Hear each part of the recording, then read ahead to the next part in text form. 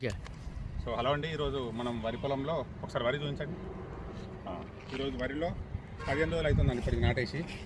So వరిలో first dose కింద urea చల్లుతున్నాం. So యూరియాతో పాటు మన అప్సైఐటి, అలాగే దీంతోపాటు ఇదేంటంటే మామూలుగా మనకు మగ పురుగు ఏదైనా పురుగు పచ్చ పురుగు ఇట్లా ఉండే వాటిని చనిపోతాయి. సో వాటి కొరకు ఇది కలుపుతున్నాం. సో దాంతోపాటు మన అప్సైఐటి కలపడం ద్వారా ఈ యూరియా కానీ మనం ఏదైతే మందు వేస్తున్నామో ఆ మందు కానీ సమర్థవంతంగా పనిచేయడానికి, ప్లస్ తొందరగా పచ్చబడడానికి. కొంచెం ఎర్రగా ఉన్నదండి. సో వరి ఒకసారి చూపించండి. సో ఇప్పుడు ఈ చలికి కొంచెం తొందరగా పచ్చబడట్లేదు. సో తొందరగా పచ్చబడడానికి కోలుకోవడానికి ఇప్పుడు ఇవి కలిపి చల్లుతున్నాం. దాంతోపాటు అప్సైడ్ యూజ్ చేస్తున్నాం. చూడండి ఒకసారి. సో మనం ఏదైతే మందు కలుపుతున్నామో ఆ మందులో అప్సైడ్ కలుపుకొని చల్లుకోవచ్చు మనం డైరెక్ట్. కంటిన్యూగా కొద్దిగా ఆబ్వియస్ లేదా కంటిన్యూస్. ఓకే. సో ఇందులో ఏంటంటే మనకు 3 ఎకరాలకు చల్లుతున్నాం, 3 బస్తాలు తీసుకుంటున్నా.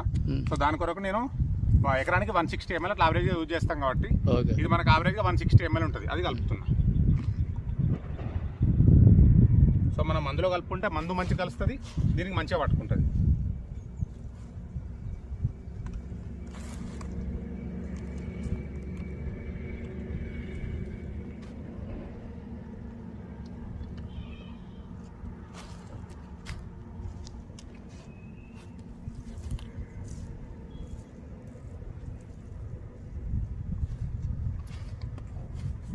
ఈ విధంగా కలిపి ఆ మందు ఏదైతే ఉందో అందులో వేసుకొని మంచిగా కలుపుకొని చల్లుకుంటే సరిపోతుంది.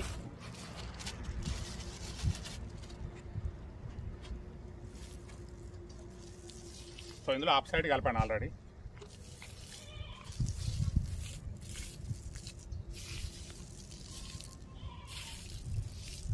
సో మనకు కొన్ని మందులు ఏంటంటే ఈ మందులు వాడినప్పుడు చేతులకు పుండ్లు అయ్యే అవకాశం ఉంటుంది కాబట్టి వాళ్ళు కొన్ని ప్రికాషన్స్ చెప్తారు, వాటి ప్రకారం మనం జాగ్రత్తగా ఫాలో కావాలండి.